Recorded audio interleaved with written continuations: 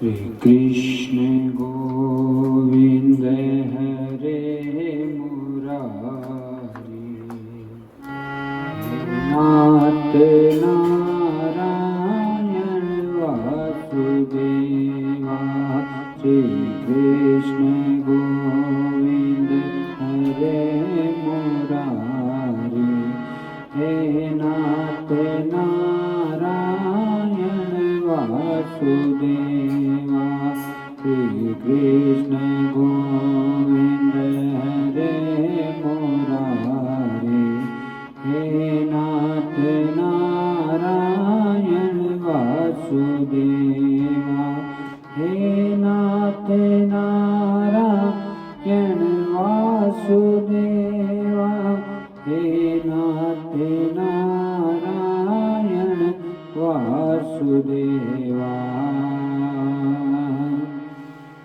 तो भक्तजनों, बड़ी सुंदर चर्चा कि यहाँ पर जो भगवान शंकर है उनके साथ में माता सती का विवाह हुआ, लेकिन स्थितियां और परिस्थितियां कब कैसी हो जाती कोई जानता नहीं है। दक्ष प्रजापति ने आज भगवान शंकर से ही बेर ले लिया, प्रजापति की उपाधि प्राप्त हो गई और उसका अहंकार आ गया।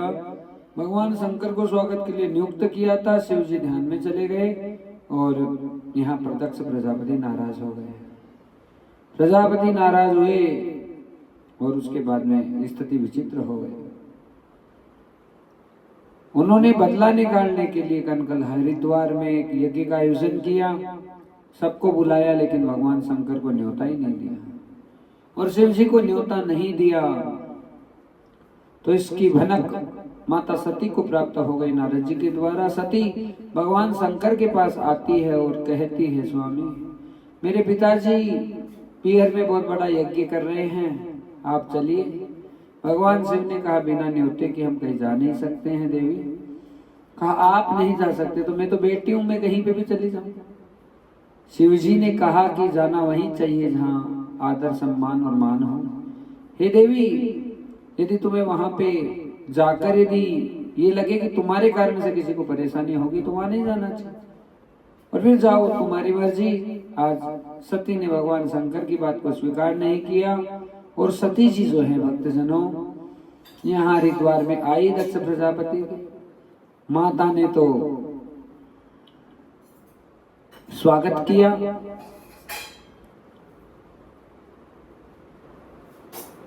और जो बहनें थी वो ज्यादा मुस्कुराते हुए, मतलब कटाक्ष करते हुए कि शिव जी तो आए ही नहीं। और देखते देखते जैसे ही सती जी ने जाकर दक्ष प्रजापति को प्रणाम किया तो प्रजापति उल्टे सीधे बोलने लग गए, और माता सती के लिए जो शब्द बोले उस पे तो सती जी ने बर्दाश्त कर लिया, लेकिन जैसे ही भगवान शंकर के लिए कुछ बोलने लगे तो वहां पे सती जी को बर्दाश्त नहीं हुआ। और बात यही आती है, शिव द्रोही मोहे सपने नहीं भावा। भगवान भी कहते हैं, शंकर का द्रोही मुझे कभी सपने में भी नहीं भाता। जो बड़े बड़े साधन और यतन और जतन करके मेरी पूजा करता है लेकिन शिव से द्रोह करता है तो उसका कभी कल्याण नहीं हो सकता। दक्ष प्रजापति की पुत्री माता सती सामने खड़ी है और भगवान शंकर के लिए जो शब्द बोले गए सती जी को बर्दाश्त नहीं हुआ। कहा, बस हो गया बहुत पिताजी, अब आज से आपको पिता कहने का अधिकार मैं छीनती हूँ। हाँ, हे प्रजापति, तुम्हारे यहाँ से, तुम्हारे शरीर से मेरा जन्म हुआ है और मैं तुमसे जुड़ी हुई कोई भी उपाधि अपने जीवन में नहीं रखना चाहती। अभी का अभी मैं अपने शरीर को भस्म करती हूँ। योगाग्नि को प्रकट कर दिया। सती जी ने अपने शरीर को धा धा करके जला लिया। जहाँ शिव की निंदा हो, गुरु की निंदा हो, हरि की निंदा हो, या तो करने वाले की जीभ काट लेनी चाहिए या स्थान को छोड़कर चले जाना चाहिए। ये शास्त्र का नियम है भक्तजनों। बोलो सद्गुरुदेव भगवान की जय।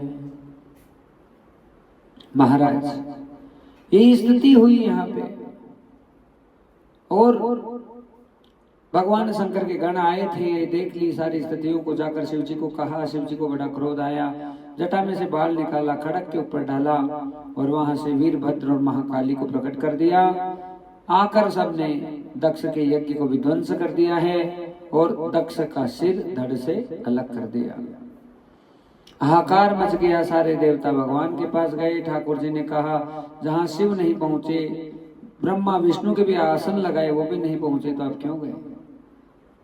कहा महाराज जो हो गया अब तो वापस यज्ञ को पूरा करो, क्योंकि यज्ञ का अधूरा रहना अच्छा संकेत नहीं है।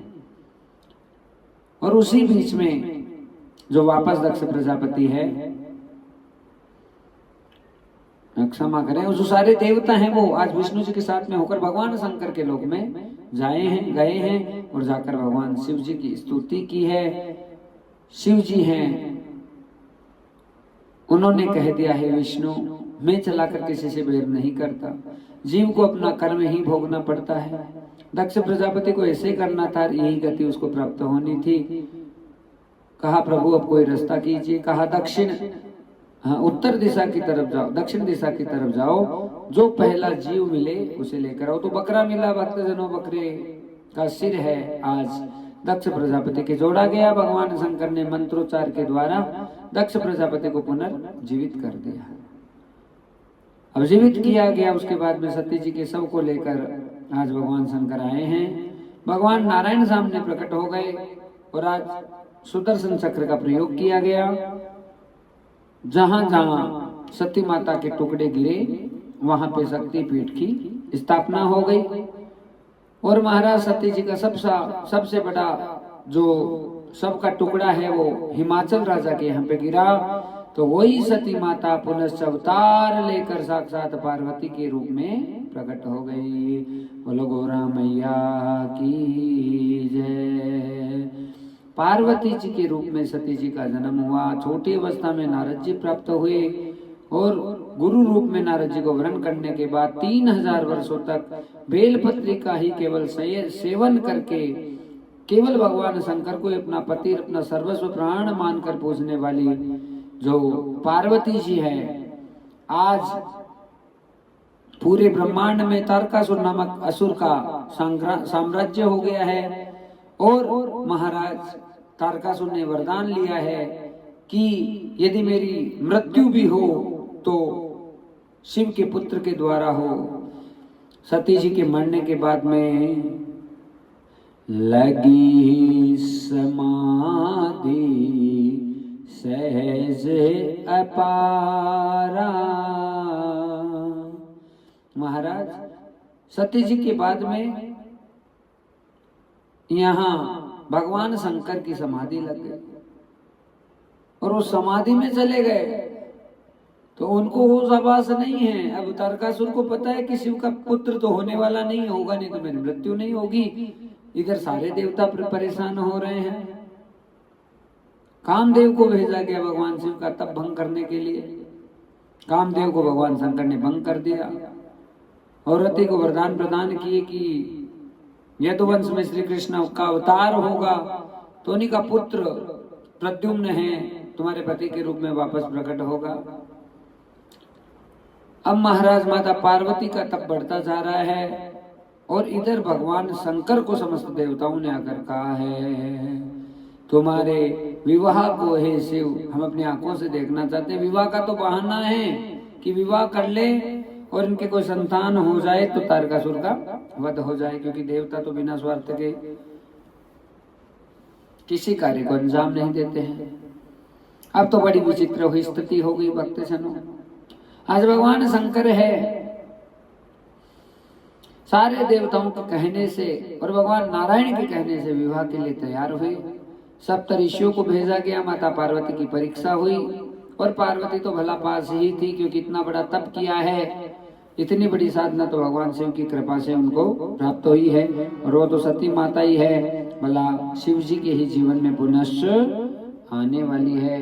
तो महाराज यहाँ पे बहुत अद्भुत और सुंदर सुंदर लीलाएं होने लगी और फिर जो है माता पार्वती का वरण करने के लिए भगवान शंकर तैयार हो गए। और आज बाबा शंकर की बारात यहाँ हिमाचल राजा के यहाँ पे आ रही है। बोलो शंकर भगवान की जय। गोरा मैया की जय। बोले बाबा ने कैसा कमाल कर दिया, बोले बाबा ने कैसा कमाल कर दिया, तूने गोरा से प्यार कर लिया, तूने गोरा से प्यार कर लिया। बोले बाबा ने हो डमरू वाला ने हो, बोले बाबा ने हो डमरू वाले ने हो, कैसा कमाल कर दिया, बोले बाबा ने कैसा कमाल कर दिया, तूने गोरा से प्यार कर लिया, तूने गोरा से प्यार कर लिया। पार्वती आज लागे दीवानी, पार्वती आज हुई है दीवानी, चढ़ गई मस्ती बाबा की बेगानी, चढ़ गई मस्ती बाबा की बेगानी। प्यारे भक्तों को देखो निहाल कर दिया, प्यारे भक्तों को देखो निहाल कर दिया, तूने गोरा से प्यार कर लिया, तूने गोरा से प्यार कर लिया। बोले मामा ने हाँ डमरू वाले ने कैसा कमाल कर दिया, डमरू वाले ने कैसा कमाल कर दिया, तूने गोरा से प्यार कर लिया, तूने गोरा से प्यार कर लिया। सर्पों की माला लागे है सुहावन, सर्पों की माला लागे है सुहावनी। आज पूरा श्रृंगार है बाबा का, सर्पों से ही सुशोभित हो रहा है। माथे पे गंगा, हाथ में डमरू और त्रिशूल, पर पूरे अंग में मानो विभिन्न विभिन्न प्रकार के सर्प हैं। सर्पों की माला लागे है सुहानी, गंगा जी की धार मस्तानी, सर्पों की माला लागे है निराली, गंगा जी की धार मतवाली।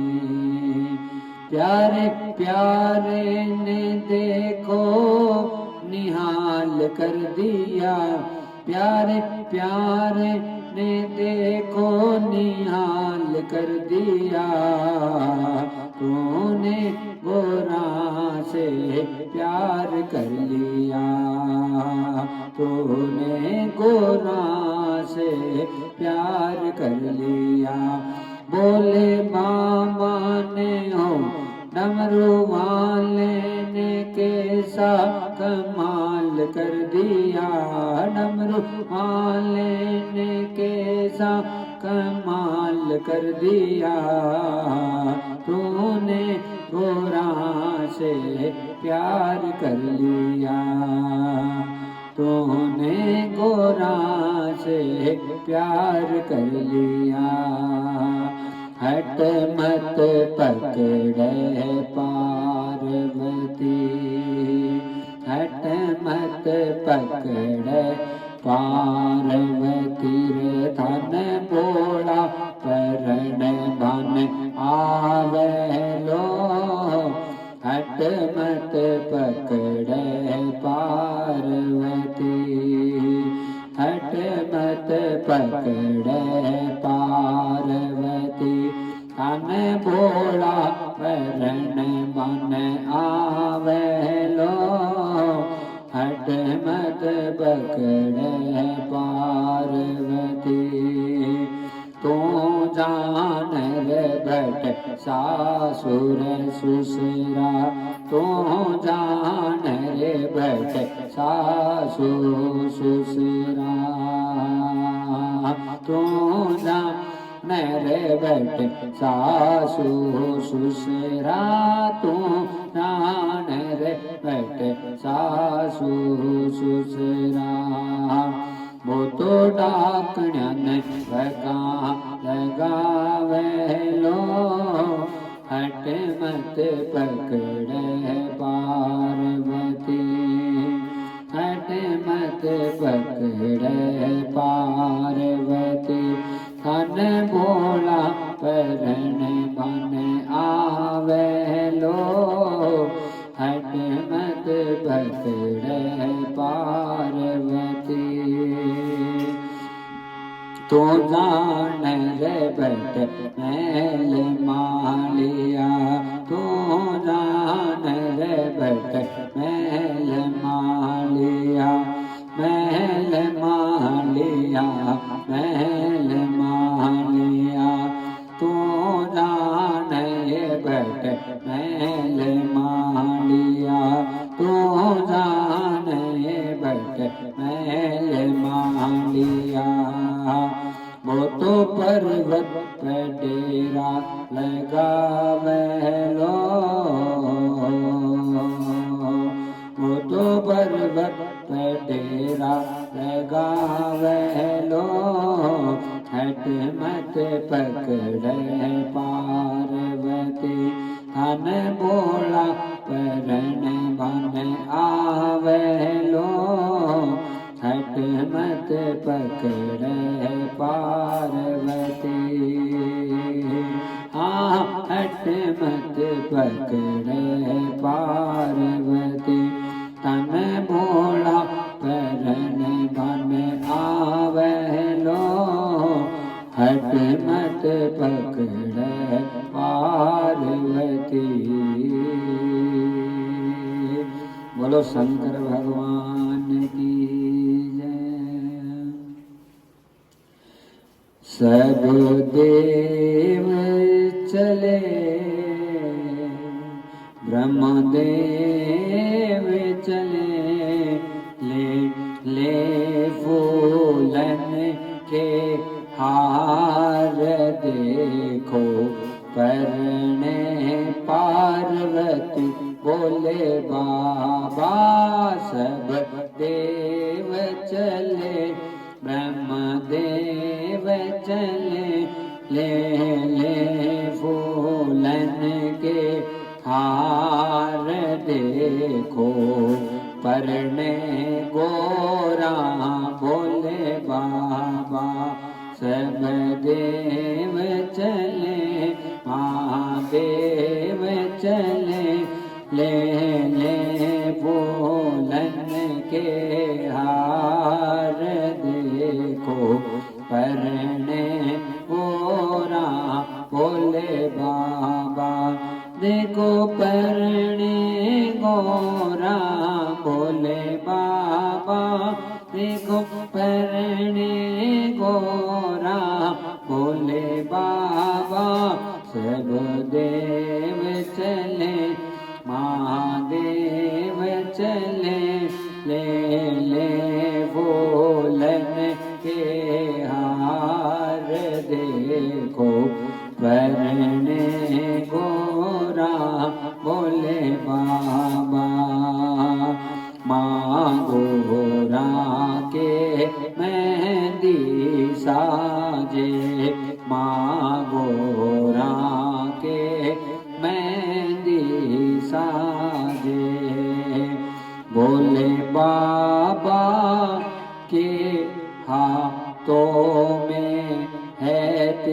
त्रिशूल देखो परने गोरा बोले बाबा, और धार लिया त्रिशूल देखो परने गोरा बोले बाबा, गोरा मैया के रखड़ी सोए, गोरा मैया के रखड़ी सोए, गोला के सोए गंगधार देखो प्रगटे गोरा बोले बाबा, और भोला के सोवे गंगधार देखो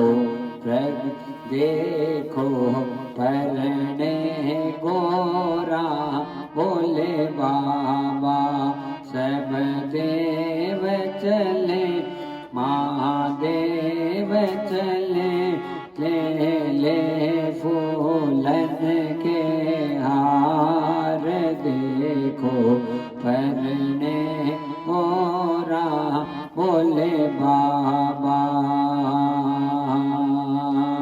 माँ गोरा के पायल सोए, माँ गोरा के पायल सोए, और घुंघरू धारे भोलेनाथ देखो परने गोरा बोले बाबा, सब देव चले ब्रह्मदेव चले, ले ले फूलन के हार देखो परने गोरा बोले बाबा, देखो परने गोरा बोले बाबा, सब देव चले महादेव चले, ले ले ब्रह्मदेव चले, ले ले फूलन के हार देखो परने गोरा बोले बाबा। आज बड़े आनंद के साथ में भगवान शंकर माता पार्वती का विवाह बड़े धूमधाम से हुआ भक्तजनों। तो इस प्रकार से जो माता प्रसूति थी उनका विवाह दक्ष प्रजापति से, और उनके यहाँ सती जी और शिव जी को सती जी प्राप्त हुई, और फिर सती जी को शरीर त्यागना पड़ा, और फिर उसके बाद में वही सती माता पार्वती के रूप में साक्षात प्रकट हुई भक्तजनों। तो इतनी आनंदमय स्थितियां, और भागवत जी में जो कि हमने भी वर्णन किया कि कपिल और देवहूति संवाद का, और दो पुत्र हुए मनु और शत्रुपा जी के, का नाम प्रियव्रत है, का नाम उतानपाद है। प्रियव्रत की भी बहुत सुंदर कथा आती है, जिन्होंने 7 दिनों तक इस धरती के ऊपर जो है महाराज दिन ही दिन रखा, रात होने नहीं दी। ब्रह्मा जी परेशान हुए, उन्हें समझाया। प्रियव्रत ने बहुत सारे यज्ञ किए हैं, बहुत तपस्या की है, और बहुत महान राजा प्रियव्रत हुए। 7 दिनों तक जब उन्होंने दिन ही दिन रखा तो 7 द्वीपों की स्थापना हो गई। पहला द्वीप जम्बू द्वीप क्षमा करें, जम्बू द्वीप हुआ, और उनके राजा है वो अग्निंद्र हुए। अग्निंद्र के 9 बेटा हुए तो 9 खंड हो गए। पहला खंड था हसनाभ खंड था, जिसे भारतवर्ष के नाम से जाना जाता है, और उनके जो राजा हुए वो नाभि हुए, और नाभि के यहाँ पे ऋषभ देव भगवान का जन्म हुआ। बोलो ऋषभ देव भगवान की जय। भक्तजनों, ऋषभ देव जी से फिर ऋषभ देव की नंदा सुनंदा 2 पत्नियां, और उनके यहाँ पे 100 पुत्रों की प्राप्ति हुई, जिसमें सबसे श्रेष्ठ पुत्र भरत जी थे। अब भरत जी की कथा तो सुनेंगे, लेकिन उससे पहले जो एक और बालक था मनु जी के, उसका नाम उतानपाद था। हम सब ही उतानपाद है भक्तजनों। जो माँ के गर्भ में उल्टा लटकता वो उत्तानपाद है। और हम सबकी दो पत्नियां होती, एक का नाम सुरुचि, एक का नाम सुनीति। रुचि जो संसार को भाए और नीति जो परमार्थ पर चलने का प्रयोजन सिद्ध करे। सुनीति की कोई संतान नहीं हुई, सुरुचि के उत्तम नामक पुत्र हुआ। समय बीता तो फिर सुनीति के ध्रुव नामक पुत्र हुआ। और वो ही ध्रुव जी हैं जिनको खुद पिता ने उनकी गोदी से उतार दिया था उस सौतेली माँ सुरुचि के कहने से। और वो ही छोटा सा बालक अपनी खुद की मैया सुनीति को रात को अकेला छोड़कर जंगल में चला गया, जहां नारद जी से उसकी मुलाकात हो गई। खूब परीक्षा ली नारद जी ने कि बालक वापस लौट जाए, पर उसके दृढ़ निश्चय को देखकर नारद जी बड़े प्रसन्न हो गए और उसको द्वादशाक्षर मंत्र दिया। और ध्रुव जी आज मधुवन में आ रहे हैं, वृंदावन की पवित्र भूमि में, और यहाँ पर भगवान गोविंद की अद्भुत उपासना श्री ध्रुव जी के द्वारा की जा रही है और भगवान को प्राप्त करेंगे। ओ ध्रुव बैठ गए मधुवन में, मन लग गया हरि भजन में।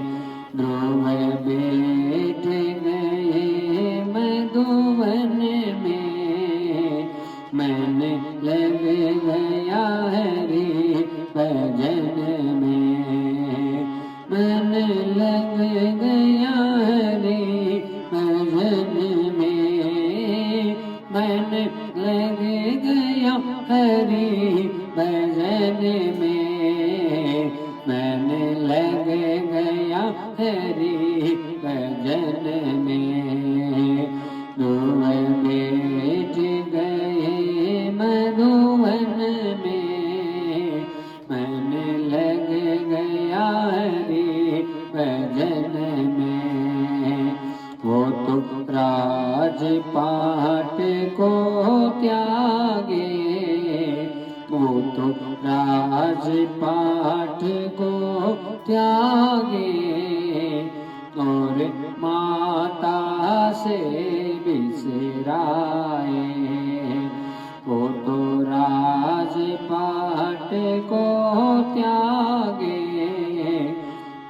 और माता से बिसराए, और आए हैं मधुवन में, और आए हैं मधुवन में, मन लग गया हरि भजन में। ध्रुव बैठ गए मधुवन में, मन लग गया हरि भजन में। ध्रुव बैठ गए मधुवन में, मन लग गया हरि भजन में, मन लग गया हरि भजन में। महाराज ऐसी भक्ति ध्रुव जी के द्वारा प्रगाढ़ 6 महीने तक सारा भोजन पानी छोड़ दिया, सांसें भी रोक ली। सारे देवता परेशान हो गए, भगवान के पास गए कि इस बालक को दर्शन दो। ठाकुर जी ने कहा दर्शन देंगे नहीं, इसके जाकर दर्शन करेंगे। आज खुद श्री ठाकुर जी उस छोटे से ध्रुव बालक के दर्शन करने के लिए मानो आए हैं। और पहले उनके अंतःकरण में प्रकट हुई भगवान, और फिर वो ही स्वरूप साक्षात ध्रुव जी के सामने प्रकट हो गया। और ध्रुव जी कहने लगे, नाथ आपने धन्य धन्य कर दिया। आज पांचजन्य नामक शंख ध्रुव जी के गाल से छुआया और उनका जितना ज्ञान था उसे दूर कर दिया भगवान ने। पर ध्रुव जी के फिर भी मन में पहले से संसार था थोड़ा सा कि राजा ने गोदी से क्यों उतारा, ऐसा क्यों। नहीं, भक्त को कोई मान अपमान से फर्क नहीं पड़ना चाहिए। यदि मान अपमान से फर्क पड़ रहा है तो फिर आप कोई भक्त नहीं है। आपको बुरा लगे भला लगे कुछ भी हो, आप बस केवल धर्म परायण रहें। किसी भी स्थिति में बड़ी से बड़ी विचित्र स्थिति को सहन करना ही सबसे बड़ा तप है। भक्त जनों, आज ध्रुव जी को वरदान दिया, 36,000 वर्ष तक ध्रुव को राजा बनने का वरदान श्री ठाकुर जी के द्वारा प्रदान किया गया। और ध्रुव तारा पूरे ब्रह्मांड में प्रसिद्ध है। महाराज आज भी ध्रुव जी ऐसे ही चमक रहे हैं। एक बार जिसने परमात्मा को प्राप्त किया उसका जीवन आनंदित हो जाता है। महाराज तो इस प्रकार से बड़ी सुंदर श्री ध्रुव जी की कथा, और जैसा कि चर्चा हो रही थी कि ऋषभदेव जी की जो संतान हुई वो भरत जी थे, लेकिन उससे पहले विभिन्न राजाओं का वर्णन आता है, जिसमें राजा अंग की कथा आती है। और राजा बेन जो कि बड़े दुष्ट राजा हुए, उनको ब्राह्मणों ने भस्म करके उन्हीं की राख का मंथन करके आज पृथु भगवान को प्रकट कर दिया। बोलो पृथु भगवान की जय। इस धरती पर कृषि को शुरू करने वाले और धरती का नाम पृथु के कारण से पृथ्वी पड़ा, और संपूर्ण संसार को आनंदित करने वाले पृथु, जिन्होंने कृषि का अनुसंधान किया, सो यज्ञों का संकल्प था। वसुंधरा ने संपूर्ण रत्नों को अपने गर्भगृह में लेकर बैठ गए। इसलिए बेटा कि पूर्वज अच्छे नहीं थे। पूर्वजों के अच्छे कर्म यदि नहीं किए हुए हैं तो पूरी पीढ़ियों को भोगने पड़ते हैं। इसलिए हमसे ऐसी गलती नहीं हो कि यदि हम चाहते हैं कि हमारे पूर्वज आगे आने वाला जो समय, दादा, जो पोता, बेटा और जो भी पीढ़ियां हैं वो आनंदित रहे, खुश रहे, तो उसके लिए बहुत जरूरी है कि आप लगातार सत्कर्म करते रहें। अच्छे अच्छे कार्यों से ही आपका जीवन है वो सबल और आनंदित होता है। तो महाराज यहाँ पर बड़ी सुंदर आनंदमय लीला कि उसके बाद में जो पृथु जी हैं, उन्होंने संपूर्ण धरती के ऊपर कृषि की स्थापना की, और 100 यज्ञ कर रहे थे तो इंद्र उनका घोड़ा लेकर चला गया, और इंद्र को मारने के लिए आगे बढ़े तो ब्रह्मा जी प्रकट हुए, फिर नारायण साथ साथ प्रकट हो गए। चतुर्भुज तमाल वर्ण कृष्णम योगे स्वर यथा। महाराज आज भगवान प्रकट हुए और कहा पृथु को कि तुम्हारे मन में जो भी बात है तुम निवेदित करो। आज पृथु जी ने कहा, नाथ मुझे चाहिए तो 10,000 कान चाहिए, और हर कान से मैं निरंतर आपकी कथा का ही श्रवण करता रहूं। कितना महान मांगा है। अरे हमारे 2 कान दिए हैं भगवान ने, पर उनका सदुपयोग नहीं कर पाते हैं। और बोला कितना बड़ा कॉन्फिडेंट होगा वो पृथु महाराज कि यही कह रहे हैं कि 10,000 कान होंगे तो उनसे भी मैं लगातार कथा का श्रवण करूंगा और कोई कार्य नहीं करूंगा।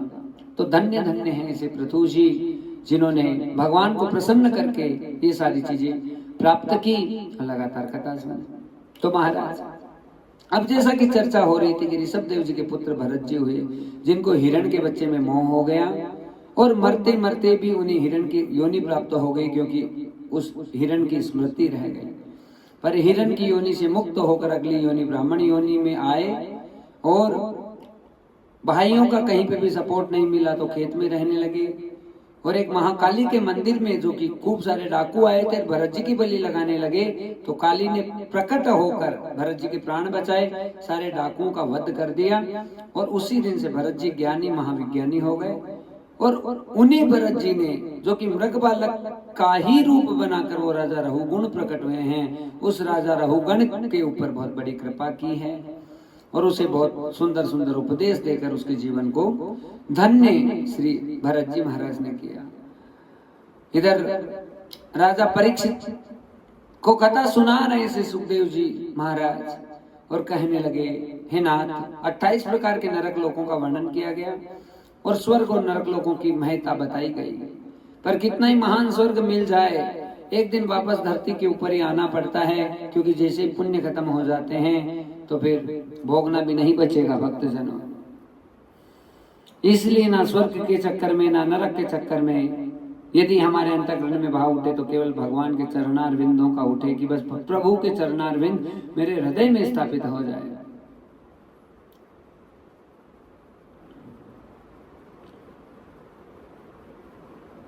अट्ठाईस प्रकार के नरकों का वर्णन किया गया। उसके बाद में श्री राजा परीक्षित जी ने प्रश्न किया कि महाराज ऐसा भी हो सकता है कि पाप भी करे और नरक में भी नहीं जाए। सुखदेव जी ने कहा ऐसा तो कभी नहीं हो सकता, जो गलत करेगा उसे तो भोगना ही पड़ेगा। लेकिन एक संभव है कि यदि मरते मरते यदि मुख के ऊपर भगवान का नाम आ जाए तो जीवात्मा चाहे कितनी पापी हो उसे नरक की योनि प्राप्ति नहीं होगी। भाव अभाव भाव अभाव अनक आलस हो। भाव अभाव अनक आलस हो। नाम जपत मैं गल दिस दस हो। नाम जपत मैं गल दिस दस हो। ओ भाव अभाव अनक आलस हो। भाव अभाव अनक आलस हो। नाम जपत मैं गल दिस दस हो। नाम जपत मैं गल दिस दस हो। मुख पे अंतिम समय भगवान का नाम निकल गया तो कितना ही पापी हो उसे नरक की प्राप्ति नहीं होगी राजन। तो महाराज कहा कोई ऐसा प्रसंग है। काने को द्विज कसी दासी हीर अजामिले। काने को कसी दासी अजामिले।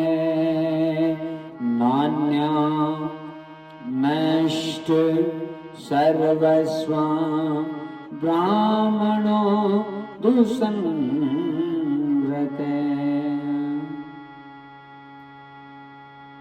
महाराज बचपन में कोई गलत दृश्य अजामिल के द्वारा देखा गया और उसी से वो बुरा बन गया। आप शुरू में बचपन में बच्चों को कितना संस्कार दे पाते हैं, कितनी कितनी चीजें उनके हृदय पटल पर स्थापित करते हैं केवल मोबाइल के चक्कर में। हाँ बस देख रहा है, देख लो, नहीं देख रहा आपको कोई मतलब नहीं है। बहुत बड़ा नुकसान होता है। संस्कारहीनो न पुनंतु वेद। एक बार संस्कार से सुच्युत हो गया, अलग हो गया, भक्तजनों उसका कभी भी भला नहीं हो सकता है। इसलिए अपने छोटे छोटे बच्चों पर नजर रखो, कहाँ जाता है, कहाँ बैठता है, किसे बोलता है, किसे बात करता है। हाँ बचपन की अवस्था में यदि संस्कार खराब हो गए तो पूरा जीवन व्यर्थ हो जाएगा। अद्भुत अपने सतीत्व को बचाने की जो प्रेरणा है एकमात्र शक्ति ही अपनी बेटियों को दे सकते हैं। और बेटों को ब्रह्मचारी को बचाने की शिक्षा देनी चाहिए बचपन से ही कि नहीं हमें कोई कॉलेज में चले गए, स्कूल में चले, गलत काम कर लिया नहीं, उससे हमारी बर्बादी हो जाती है। आज अजामिल ने गलत स्त्रियों का संग किया, लेकिन आज उसके भाग्य ऐसे थे कि वो पूर्व जन्म का संयोग था। संत आए उसके घर पे रुक गए। बस संत के आगमन से जीवन बदल जाता है। अजामिल का निश्चित रूप से बहुत बुरा होने वाला था, लेकिन संत के आगमन के कारण से आज संत ने कहा कि तुम्हारे 10वीं संतान होने वाली, उसका नाम नारायण रख देना। संत कह के चले गए, अजामिल ने नाम नारायण रखा। छोटे बालक में मोह हो गया और आज रात को 12 बजे जब अजामिल का काल आया तो उस समय उसने जोर जोर से नारायण नारायण नारायण पुकारा। भला पुकार तो अपने बेटे को रहा था, लेकिन भगवत नाम मुख से निकला तो भगवान ने अपने पार्षदों को भेज दिया और अजामिल की रक्षा की। पर अजामिल के बचपन का भजन बाकी था। जब उसकी वृत्तियां खराब हुई थी उससे पहले उसने कहीं ना कहीं भजन किया था। नाम नाम नष्ट सदाचारो दास्या संसर्ग दूषित। किसी गलत दृश्य को देखने के कारण से उसकी जब बुद्धि खराब हुई थी, उससे पहले वो भजनानंदी था। और कहते हैं भक्तजनों आपने भजन किया है, बीच में अच्छी स्थिति चल रही है, वो अच्छी स्थिति से भजन को ले जा रहे हैं, लेकिन अचानक भजन छूट जाता है किन्हीं कारणों से, तो भी भगवान अंतिम समय स्मृति दिला देते हैं क्योंकि आपने भजन किया है। सारे भजन का, सारे वेद वेदांत का, सारे ज्ञान योग, कर्म योग, भक्ति योग, इनका एक ही फल है कि अंतिम समय भगवान मुख पे आ जाए, नाम का उच्चारण हो जाए, उसी से कल्याण होता है। महाराज आज अजामिल तर गया, क्योंकि मरते मरते उसके मुख से राम का नाम निकला। और जितने पार्षद आए प्रकट हो गए, क्योंकि पहले यमराज के दूत आए थे, उनको भागना पड़ा भगवान के पार्षदों को देखकर। और आज हवाले हो गए श्री ठाकुर जी के, अजामिल जी, जो उनका कितना बड़ा भाग्य था भक्तजनों। आज आगे बहुत सुंदर सुंदर लीलाएं भक्तजनों, जिसमें बृहस्पति जी का अपमान इंद्र के द्वारा किया गया, गद्दी चली गई। नारायण के पास गए तो रचना का बेटा त्वष्टा ऋषि की संतान विश्वरूप यज्ञ करेगा और वो फल देगा, तो उनको तभी वापस गद्दी आएगी। केवल हम गद्दियों के पीछे, शासन के पीछे, कुर्सियों के पीछे अपनी जिंदगी को बर्बाद करते हैं। ये सोचते हैं मिल गया तो सब कुछ मिल गया। अरे यहाँ आनंद 5 साल का हो जाएगा, 10 साल का हो जाएगा, फिर क्या होगा। आनंद की खोज करनी है तो ऐसे आनंद की खोज करो कि जन्म जन्म बीत जाए तो भी वो आनंद खत्म नहीं हो। और वो आनंद आपके अंतःकरण में ही है भक्तजन, और कहीं पर ढूंढने से प्राप्त नहीं हो सकता है। महाराज बृहस्पति के अपमान के कारण से फर्क ये पड़ा, लेकिन भगवान ने विश्वरूप का रास्ता दिखाया। विश्वरूप के पास गए, विश्वरूप अपने यज्ञ में से थोड़ा सा हिस्सा राक्षसों को भी देते थे, और ये बात बर्दाश्त नहीं हुई। किसके? यहाँ पर ये बात इंद्र के बर्दाश्त नहीं हुई। महाराज विश्वरूप से यज्ञ करवा के शक्ति ग्रहण कर ली, वापस वो गद्दी के ऊपर कब्जा कर लिया इंद्र ने, लेकिन फिर भी जिसने मदद की उसके साथ ही बुराई कर बैठा, और जाके महाराज विश्वरूप के 3 सिरों को काट दिया। 3 शीश जैसे विश्वरूप के कटे तो सारे राक्षस नाराज हो गए। बड़े यज्ञ का आयोजन किया गया, और उसमें से भयंकर देखते वृतासुर प्रकट हुआ, जो कि राजा चित्रकेतु का ही अवतार है। राजा चित्रकेतु शेषनाग के बहुत बड़े भक्त थे। माता पार्वती के अपराध करने के कारण से आज उन्हें भयंकर राक्षस की योनि प्राप्त हो गई, और उन्हीं वृतासुर ने इंद्रलोक, ब्रह्मलोक सब पर अपना कब्जा कर लिया। भगवान के पास वापस जाना पड़ा इंद्र को, तो संदेश दिया है कि महर्षि दधीचि ऋषि के पास जाओ, अपनी शरीर का बलिदान करके उनकी हड्डियों से वज्र बनेगा, और उसी वज्र के द्वारा वृतासुर की मृत्यु होगी। पर परम भक्त है ये परम भागवतों में नंबर आता है राजा चित्रकेतु का, जो कि आज वृतासुर है। इंद्र के वज्र में भगवान को प्रकट किया।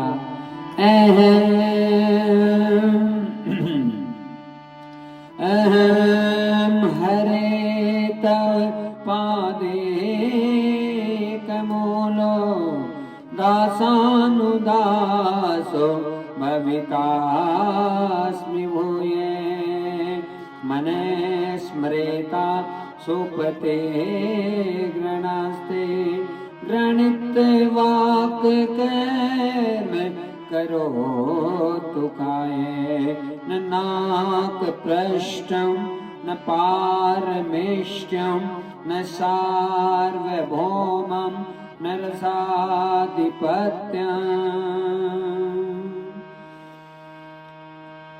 महाराज बड़ी सुंदर स्तुति यहाँ पर की जा रही है। अहम हरे तव पादेक मूलो दासानुदासो भवितास्मि भूये मन स्मृता सुप्ते गृणास्ते गृणित वाक कर्म करोतु काय न नाक पृष्ठम न पारमेष्ट्यम न सार्वभौमम न रसाधिपत्यम न योग सिद्धिर पुनर्भवेवा समंजस्य त्वाम विरह कांक्षे अजात पक्षा इव मातरम खगा स्तन्ने यथा वत्सतराक सुधारता प्रियम प्रियम विसुतम विसुन्ना मनो अरविंदाक्ष दीद्रक्षते त्वाम मम उत्तम श्लोके जने सुसके संसार चक्र भ्रमते स्वकर्म भी। बहुत सुंदर स्तुति आज व्रतासुर के द्वारा की गई है और उस स्तुति के द्वारा यही कह रहा है कि हे नाथ, हे परमेश्वर, हे ईश्वर, हे नारायण, आप मेरे अंतःकरण में विराजित हो और अंदर से केवल एक ही आवाज आ रही है, प्रभु किस वज्र में भी मुझे दिख रहे हो। इंद्र का वज्र है, नारायण कवच से संतानित है और नारायण कवच का पाठ संस्कृत में हम सबको करना चाहिए। हाँ, जो दिया हुआ है भागवत जी में, जो कि बहुत फलित करता है, अपने आप को सबको आनंदित करता है। संभव हो तो संस्कृत में नारायण कवच का पाठ अवश्य करना चाहिए। व्रतासुर ने आज उसी वज्र में भगवान को प्रकट किया और कहा कि दासों का दास, दासों का दास, दासों का साथ दास बना दो, आपके दासों के चरणों की शरणागति लेता रहूं। शाम को गाय और बछड़ा मिलन होता है, ऐसा प्रेम बना रहे। पक्षी क्योंकि जो माँ है उन्हें छोड़कर चली जाती है, शाम को चिड़िया आती है, तो चिड़ियों और उन चिड़ियों के बच्चों के बीच में जैसा प्रेम हो वैसा प्रेम आप में और मेरे में बना रहे। बहुत सुंदर बातें कहने लगे और बोलो सद्गुरुदेव भगवान की जय। और कहने लगे व्रतासुर, प्रिया और प्रियतम का मिलन काफी दिनों बाद में हो, जब दोनों में छटपटाहट रहे मिलन की, तो ऐसी छटपटाहट आपके और मेरे बीच में रहे। हे नाथ, इस धरती के ऊपर वापस जन्म लेने का सौभाग्य हो तो आपके परम भक्तों के बीच में मुझे जन्म प्रदान कर दें, आपके रसिक संतों के बीच में मुझे जन्म प्रदान कर दे, ताकि मेरा जीवन धन्य हो जाए। कितना सुंदर व्रतासुर ने भक्तजनों भगवान की स्तुति की है। इंद्र के द्वारा वो वज्र व्रतासुर ने निगल लिया, साल भर बाद में व्रतासुर को मृत्यु प्रदान हो गई और इंद्र को वापस एक बार ब्रह्म हत्या लगी। उसके बाद में नहुस के द्वारा काफी परेशानियां इंद्र को सामना करनी पड़ी, क्योंकि ब्रह्म हत्या से ग्रसित था, और फिर इंद्र को पुनश्च गद्दी प्राप्त हुई। इस प्रकार से बड़ी सुंदर कथा भक्तजनों राजा परीक्षित जी से कथा सुन रहे हैं। राजा परीक्षित जी कथा सुन रहे हैं श्री सुखदेव जी से, और उसी समय प्रश्न हुआ कि महाराज, भगवान हमेशा देवताओं का ही पक्ष लेते हैं? कहा नहीं, हिरण्यकशिपु के महल में क्यों आए? कितना भयंकर राक्षस था। ठाकुर जी को तो लीला सिद्ध करनी होती है राजन। जो भगवान का परम भक्त हो जाता है, भगवान वहीं प्रकट हो जाते हैं, और भगत भी भगवान की मर्जी से प्रकट होगा, ऐसे नहीं हो सकता। आज महाराज बहुत सुंदर लीला की।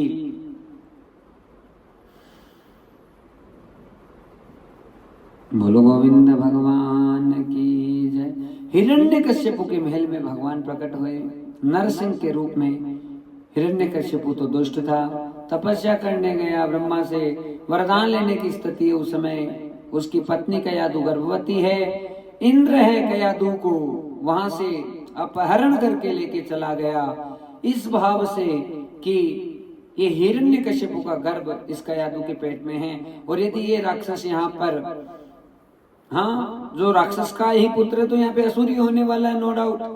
तो इस गर्भ को यदि मैं नष्ट कर दूं तो फिर आगे मेरे थोड़ा आराम रहे। लेकिन नारद जी बीच में आ गए और नारद जी ने कहा, अरे दुष्ट, अरे मूर्ख इंद्र, तू थोड़ा बहुत सोचने की कोशिश कर। ये अंदर जो साक्षात है भगवान का ही दूत है, वो विराजित है, भगवान का परम भक्त, भागवत भक्त इस धरती पर प्रकट होने वाला है। इसलिए तू ऐसी कोई गलती मत कर।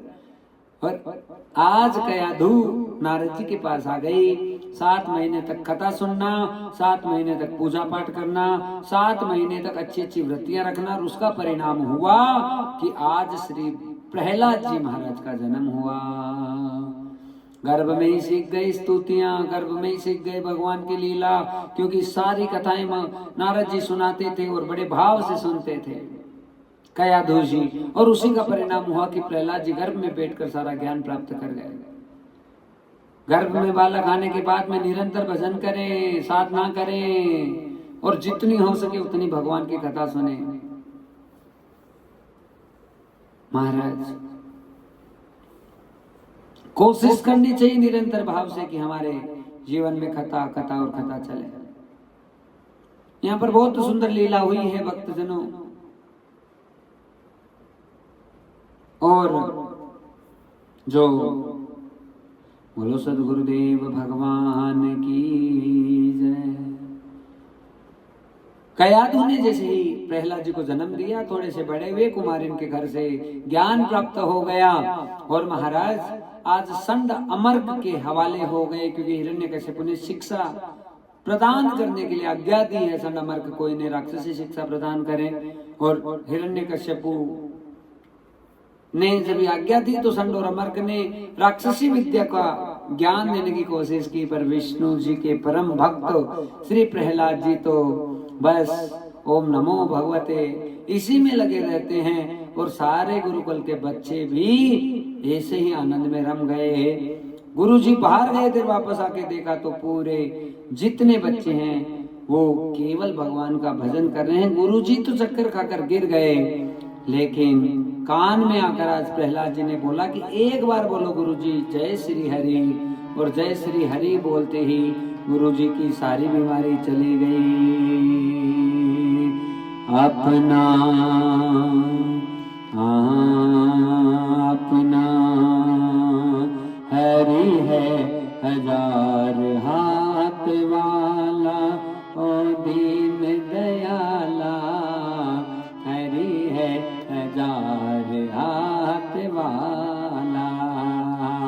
अपना हरि है हजार हाथ वाला, ओ दीन दयाला, हरि है हजार हाथ वाला। मैं कहता डंके की चोट पे, मैं कहता डंके की चोट पे, ध्यान से सुनियो लाला, अपना हरि है हजार हाथ वाला, ओ दीन दयाला, हरि है हजार हाथ वाला। ओ अपना हरि है हजार हाथ वाला, ओ दीन दयाला, हरि है हजार हाथ वाला। कोई झुका नहीं सकता जग में, कोई झुका नहीं सकता जग में, अपने प्रभु का झंडा, अपने प्रभु का झंडा। कोई झुका नहीं सकता जग में, कोई झुका नहीं सकता जग में, अपने प्रभु का झंडा, अपने प्रभु का झंडा। जो उसको छेड़ेगा उसके, जो इसको छेड़ेगा उसके, सिर पे पड़ेगा डंडा, सिर पे पड़ेगा डंडा। युगों युगों से, युगों युगों से इस धरती पर, युगों युगों से इस धरती पर, उसी का है बोले बाला, अपना हरि है हजार हाथ वाला, ओ दीन दयाला, हरि है हजार हाथ वाला।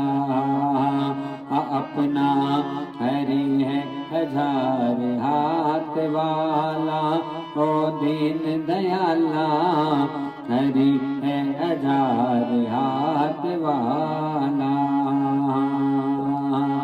मैं कहता डंके की चोट पर मैं कहता, नंकी की चोट पर ध्यान से सुनियो लाला अपना, हरि है हजार हाथ वाला, ओ दीन दयाला, हरि है हजार हाथ वाला।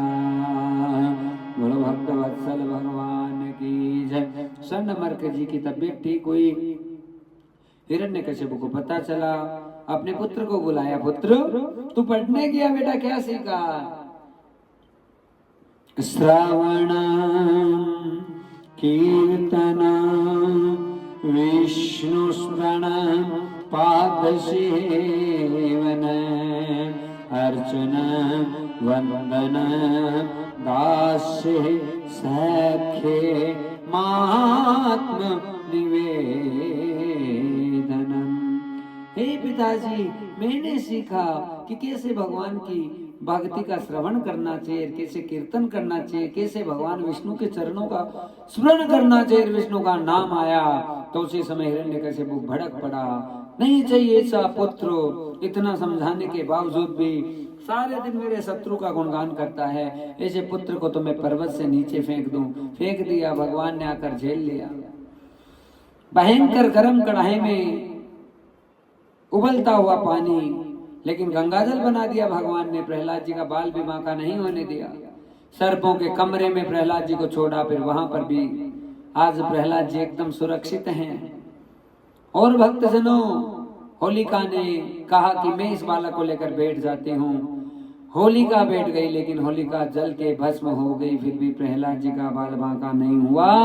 तो यहाँ पर क्रोधित हो गया हिरण्यकशिपु का, ऐसे पुत्र को तो मैं अपने हाथों से मारूंगा, ऐसे बेटे को अपने हाथों से मारूंगा। और ऐसा सोच के हिरण्यकशिपु ने तलवार निकाली और कहने लगा, कहाँ है तुम्हारा भगवान, कहाँ है? हरि व्यापक सर्वत्र समाना, प्रेम ते प्रगट होई में जाना, प्रेम ते प्रगट होई में जाना। हरि व्यापक सर्वत्र समाना, प्रेम ते प्रगट होई में जाना। राम सिया राम बोलो, जय जय सीताराम। राम सिया राम बोलो, जय जय सीताराम। हे पिताजी, ऐसी कौन सी जगह है जहाँ पे भगवान नहीं है? सब जगह है। अरे तू इतने विश्वास से कहता है तो क्या इस खंबे में भगवान है? कहा पिताजी जरूर, इस खंबे में भी भगवान है। गदा उठाई हिरण्यकशिपु ने, कहा इसमें यदि तेरा विष्णु है तो मैं इस खंबे को ही तोड़ देता हूँ। और भक्तजनों, आज गदा के द्वारा हिरण्यकशिपु है, भक्तवत्सल भगवान की जय। खंबे के ऊपर प्रहार करने लगा तो ऐसी गर्जना हुई, भूमि कंपायमान होने लगी, डोलने लगी, समुद्र में लहरें बढ़ने लगी। और आज देखते देखते साक्षात नरसिंह भगवान का अवतार हो गया। प्राकट्यं सत्य विधातो व्याप प्राकट्यं सत्य विधातो निज भृत्य भासितं व्याप्ति भूतेषु खिलेषु चात्मने अदृश्य अद्भुत रूप मुदहन न मृग न मानुष ना नर और ना सिंह, दोनों का मिश्रित रूप बनाकर भगवान नरसिंह प्रकट हो गए और विकराल रूप लेकर आज हिरण्यकश्यप की तरफ दौड़ पड़े। हिरण्यकश्यप घबरा गया, कौन आ गए, और महाराज जंघाओं पर लेटाकर पूरा वरदान याद दिला दिया, दिन में ना मरूं, रात में ना मरूं। भगवान ने कहा शाम का समय है। इस प्रकार से अस्त्र से नहीं, शस्त्र से नहीं, ब्रह्मा की बनाई हुई सृष्टि से किसी से ना मरूं। ठाकुर जी कहने लगे, बड़े बड़े नख लेकर ऐसे फाड़ूंगा। फाड़ दिया हिरण्यकश्यप के कलेजे को, उनके आंतड़ियों को आज गले में धारण कर लिया। क्रोधित हो रहे नरसिंह भगवान। लक्ष्मी जी भी हार गई, मना नहीं पाई। आज भक्त प्रहलाद को चरणों में गिरना पड़ा और अपने भगत प्रहलाद को जैसे चरणों में देखा, गोदी में उठाकर बैठा लिया और एक पशु जैसे प्यार करता है वैसे करने लगे। प्रहलाद जी को कहा, मांगो यदि राशिष ते कामा वरस्त्वं वैरदस्त्वं कामनाम रत सर्वोहं भवतस्तु प्रणेवर। नाथ, मुझे कोई वरदान देना है तो ऐसा वरदान दो कि मुझे कभी कुछ मांगने की इच्छा ही ना हो। कितना सुंदर, कुछ नहीं चाहिए आपसे, कभी इच्छा ही प्रकट ना हो कि कोई चीज की मुझे जरूरत पड़े कि मैं कुछ मांगू। कितना सुंदर वरदान आज भगवान नरसिंह के द्वारा दिया गया और भक्तजनों प्रहलाद जी धन्य धन्य हो गए।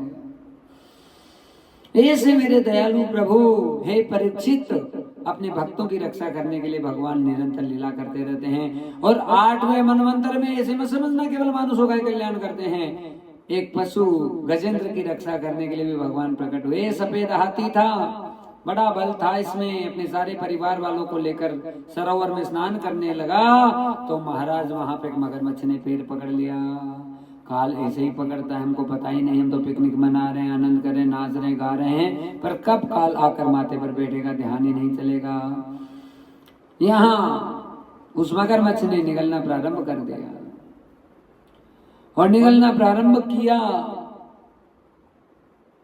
तो थोड़ी सी सूंड बची और उसी समय जोर जोर से चिल्लाने लगा, क्योंकि पहले जो पत्नी को पुकारा, पत्नी मना कर गई, बेटे ने मना कर दिया, पर अब हार कर गजेंद्र को आज भगवान की कृपा से श्री ठाकुर जी की स्मृति हो रही है। और यही सबसे बड़ी कृपा है कि भगवान की स्तुति मरते मरते कैसे भी हो जाए।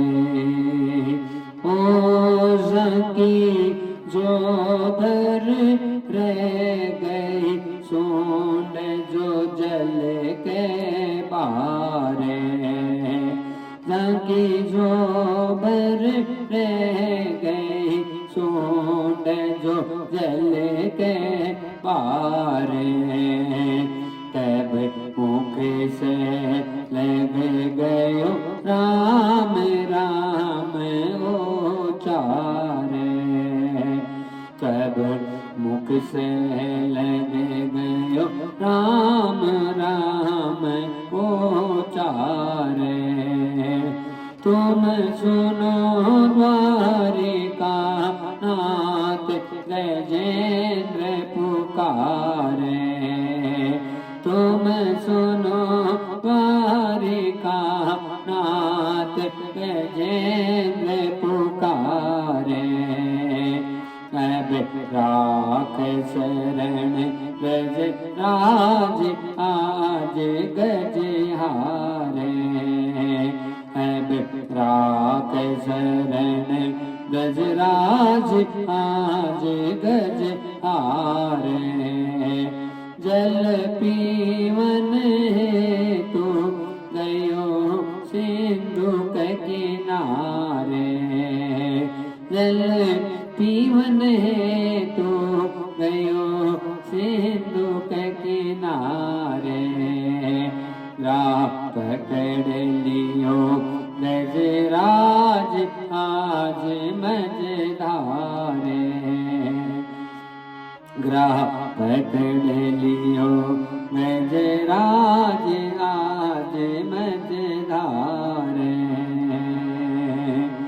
राज ठाकुर जी के कानों में आवाज गई तो काची नींद में उठे, ओ सुनी काची नींद में तेरे चौके प्रभु जागे, सुनी काची नींद में तेरे चौके प्रभु जागे, हुए व्याकुल दीनानाथ गरुड़ तेज भागे, हुए व्याकुल दीनानाथ गरुड़ तेज भागे, जल पीवन है तो गयो सिंधु के किनारे, ग्राह पकड़ लियो गजराज आज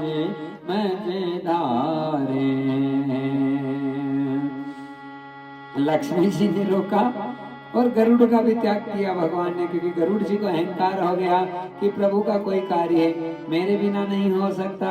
और लक्ष्मी जी कह रही प्रभु सुबह चले जाना, लेकिन ठाकुर जी कहने लगे ओ मारो करुणा से दो नाम वेद में गावे, मारो करुणा से दो नाम वेद में गावे, मैं कैसे करूं आराम भगत दुख पावे, मैं कैसे करूं आराम भगत दुख पावे, जल पीवन है तू गयो सिंधु के किनारे, राह पकड़ लियो गजराज आज मझधारे, राह पकड़ लियो गजराज आज मझधारे। बोलो सदगुरुदेव भगवान की जय। ठाकुर जी आए और जिस सरोवर पे आज गजेंद्र के प्राण जाने वाले थे, वहीं पे आके अपने सुदर्शन चक्र के द्वारा ग्राह का सिर धड़ से अलग किया। और यही इंद्रधुम्न नामक राजा है गजेंद्र, उसके प्राणों को बचाया। ऋषि के साप के कारण से हाथी बनना पड़ा, और देवल ऋषि के साप के कारण से हु नामक गंधर्व था। ये ग्राह जो मगर की योनि को प्राप्त हुआ, इसे भी मुक्ति भगवान ने प्रदान की और दोनों का कल्याण किया। कितनी अद्भुत और सुंदर कथाएं सुना रहे हैं महाराज। अब समुद्र मंथन की कथा, जिसमें महर्षि दुर्वासा के द्वारा एक दी हुई माला का अपमान इंद्र ने किया और समस्त अपना वैभव खो बैठा। भगवान के पास गए, ठाकुर जी ने कहा आपको समुद्र का मंथन करना पड़ेगा और उसी के बाद में आपका कल्याण होगा, राक्षसों को भी तैयार करो। तो दैत्यों को समझाया गया कि समुद्र के मंथन से अमृत निकलेगा, हम दोनों प्रयत्न करते हैं। मुख की तरफ देवता खड़े हुए तो राक्षसों ने विरोध किया, और भगवान यही चाहते थे कि मुख की तरफ राक्षस वर्ग खड़े हो जाएं। और मंथन शुरू होने लगा। मद्रांचल पर्वत को मैदानी बनाकर और वासुकी नाग को रस्सा, तो उसी समय भयंकर हलाहल नामक विष निकला और भगवान शंकर प्रकट होकर उस विष का पान कर गए। माता पार्वती भी अंदर बैठी थी। कहा प्रभु अंदर तो कहा चिंता मत करो, कंठ तक ही रोक लूंगा, इसलिए भगवान का नाम नीलकंठ पड़ गया। बोलो नीलकंठ भगवान की जय। फिर समुद्र का मंथन बढ़ने लगा। भक्त जनों, आज मद्रांचल पर्वत डूबने लगा है। उसी समय भगवान ने कछुए का रूप बनाए, अपनी पीठ के ऊपर मद्रांचल को धारण किया। बोलो कच्छप भगवान की जय। समुद्र के मंथन से खूब सारी चीजें प्रकट हुई। पारिजात वृक्ष, उच्च श्रवा घोड़ा और कल्पतरु वृक्ष और बहुत सारी चीजें प्रकट हुई। उसके बाद में माता लक्ष्मी आज वरमाला लेकर प्रकट हुई। रसयन्ती दिशे कांत्या विद्युत सोदा मणि यथा। साक्षात लक्ष्मी जी प्रकट हुई। तो लक्ष्मी जी ने माला है केवल और केवल नारायण को ही पहना है, क्योंकि योग्यता भगवान रखते हैं। भगवान तो चाहते ही नहीं कि लक्ष्मी उनके पास आए, और जो कामना नहीं करे किसी भी प्रकार की, उसे ही सारा वैभव संसार का प्राप्त होता है। और नारायण ने लक्ष्मी का वर्ण किया तो बड़ी सुंदर स्थिति उत्पन्न हुई। और उसके बाद में भक्तजनों यहाँ धन्वंतरी भगवान अमृत का कलश लेकर आए। बोलो धन्वंतरी भगवान की जय। पर राक्षसों ने अमृत का कलश छीना तो भगवान को मोहिनी का रूप धारण करना पड़ा। बोलो मोहिनी भगवान की जय।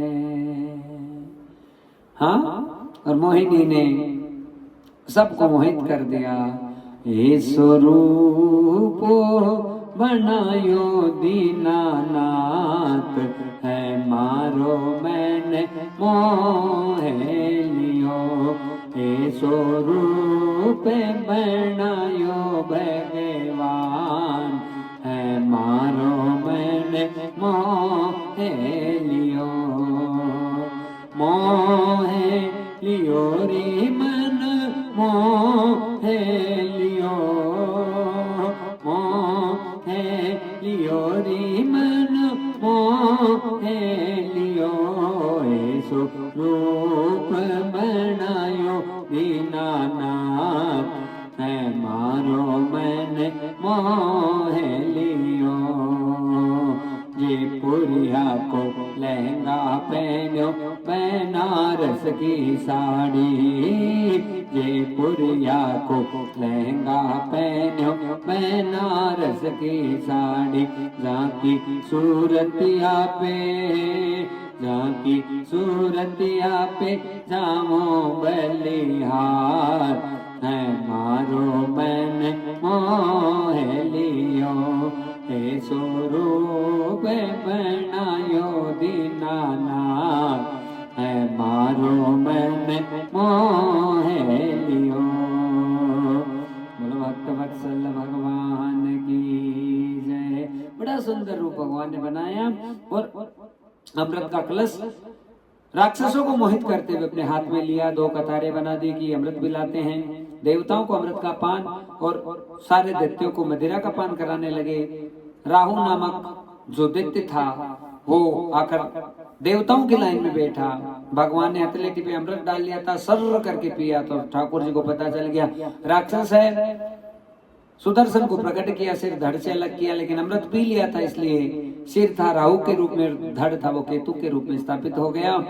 आज सारे देवताओं को अमृत पिला लिया, सारे देवता अदृश्य हो गए और यहाँ सारे दैत्य हैं वो परेशान हो गए।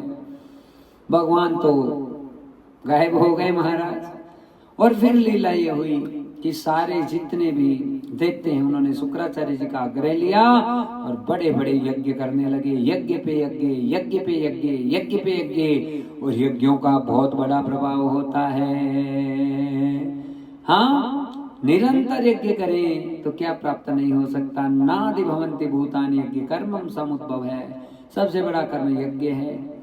घर में जरूर हमें शुद्ध देसी घी मिले। हिंदू गौ माता जो वेद लक्षणा भारतीय गौ माता है उसका घी मिले तो उससे चाहे 5 आहुति लगाएं, जरूर लगानी चाहिए। अग्नि में आहुति लगाने से ही भगवान घर में प्रकट होते हैं। भक्तजनों, आज दैत्य ने इतने बड़े बड़े यज्ञ किए, बलि को सर्वस्व बनाया और बलि ने सारे साम्राज्य को जीत लिया। जितने देवता हैं भीख मांगने लगे। देवताओं की माता अदिति कश्यप ऋषि के पास गई और जाकर प्रार्थना करने लगी, क्या करूं कि मेरे सारे पुत्र हैं वो भीख मांग रहे हैं, उनका कल्याण कैसे होगा। तो बहुत सुंदर यहाँ पर कहा गया कश्यप ऋषि के द्वारा कि देवी फाल्गुन के महीने के शुक्ल पक्ष की प्रतिपदा तिथि से लेके द्वादशी तक 12 दिनों तक निरंतर केवल दूध का ही पान करते हुए व्रत करो तो भगवान प्रसन्न होकर तुम्हें दर्शन दे देंगे। और आज भी मान्यता है, इसे पयोव्रत कहा जाता है। भक्तजनों, 12 दिनों तक केवल दूध पीकर रहना और निरंतर नाम जाप में जब लगे तो जरूर भगवान की झलक प्राप्त होती है। जो अपने संतानों से, अपने पुत्रों से परेशान है या पुत्र कामना है तो इस व्रत को अवश्य करना चाहिए। जो भागवत में दिया हुआ व्रत है वो एकदम सिद्ध है। वामन भगवान ने दर्शन दे दिए, हे अदिति मैं तुम्हारी भक्ति से प्रसन्न हूँ, क्या चाहिए? कहा प्रभु आप सब जानते हैं पुत्र परेशान है, चिंता मत करो, 7 साल तक व्रत करो, साल में एक बार ही होगा और तब मैं तुम्हारा पुत्र वामन बनकर प्रकट होऊंगा और तुम्हारा कल्याण करूंगा। 7 सालों तक व्रत अदिति के द्वारा निष्काम भाव से किया गया, भगवान प्रकट हो गए। बोलो वामन भगवान की जय। गुरु बृहस्पति जी के द्वारा यज्ञोपवीत का संस्कार हुआ और वो दक्षिणा लेने के लिए हरिद्वार की पवित्र भूमि में जा रहे हैं, जहाँ बलि के द्वारा बड़े बड़े यज्ञ किए जा रहे हैं। यज्ञ की दक्षिणा से ही सब चीजें पुष्ट होती है। गुरु बृहस्पति जी ने आज्ञा दी कि हे वामन, यदि दक्षिणा लानी है तो यज्ञ की दक्षिणा लेकर आ। और यज्ञ तो हरिद्वार में हो रहा है, जहाँ स्वाहा स्वाहा स्वाहा की आहुतियां लग रही है। छोटे से बटुक ब्राह्मण का भेष, हाथ में छत्र, कमंडलू को धारण करते हुए, लंगोट को धारण करने वाले भगवान वामन यज्ञोपवीत के साथ में बड़े सुंदर सुंदर नयन कमलों के साथ आज बलि के द्वार पे पहुंचे। और राजा बलि के द्वारे आए, वामन का भेष बनाए। राजा बलि के द्वारे आए, वामन का भेष बनाए। राजा बलि के द्वारे आए। जिनकी मोटी मोटी आंख, जिनकी छोटी छोटी नाक, जिनकी मोटी मोटी आंख, जिनकी छोटी छोटी नाक, वो तो हाथ कमंडलू लाए। वो तो हाथ कमंडलू लाए। राजा बलि के द्वारे आए, वामन का भेष बनाए। राजा बलि के द्वारे आए, वामन का भेष बनाए। राजा बलि के द्वारे आए। राजा बलि ने बड़ा स्वागत किया। शुक्राचार्य जी ने इशारा कर दिया कि ये ब्राह्मण यदि संतुष्ट होकर चला गया बलि, तो कभी तुम्हें इस संपत्ति से च्युत नहीं होना पड़ेगा। और वही लीला हुई भक्तजनों। आज बलि ने सबसे पहले आकर आज वामन भगवान का पाद प्रक्षालन किया। सब जगह छींटा लगाया गया, क्योंकि न वेद पाठो तक कर्दमानी, न विप्र ध्वनि गर्जतानी, शमशानी तुल्यानि ग्रहणतानी। जहाँ किसी योग्य ब्राह्मण के चरण पढ़ के उनका छींटा संपूर्ण जगह चरणामृत निकाल के पूरे घर में नहीं लगाया जाए, और बड़े बड़े यज्ञ घर में ना किए जाए। यज्ञों की ध्वनि स्वस्ति न इंद्रो वृद्ध सर्वाहा स्वाहा स्वाहा ना निकले, तो फिर वो घर तो शमशान के समान है। इसलिए निरंतर भाव से अच्छे अच्छे वैष्णवों को, ब्राह्मणों को, विप्रों को बुलाकर हमें निरंतर पूजा पाठ करते रहना चाहिए। तो महाराज बहुत सुंदर लीला हुई श्री ठाकुर जी की, और उसी का ही परिणाम हुआ कि यहाँ जो वामन भगवान हैं वो प्रकट हुए और चरण धोए गए। और उसके बाद में वामन भगवान हैं, उनको कहा गया कि हे बटुक ब्राह्मण आप आए हैं, जो भी चाहिए आप मांग लीजिए, 2 पग भूमि दे दो। का इतने छोटे से बालक 2 पग भूमि का क्या करोगे? बार बार याचना की गई बलि के द्वारा, तो कहा 3 पग भूमि दे दो। ऐसे नहीं लूंगा, यज्ञ करूंगा पितरों का। पितृ यज्ञ के लिए संकल्प छोड़ने लगे, तो कहा 3 पग भूमि का संकल्प छोड़ो। छोड़ने लगे, शुक्राचार्य जी ने रोका कि भगवान विष्णु हैं, सब छीन लेंगे।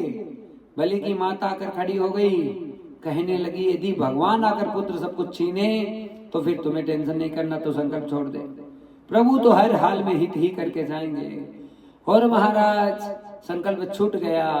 2 पैर में पूरे 3 लोग 14 भुवन को मापित कर लिया। तीसरा पैर कहाँ रखूं?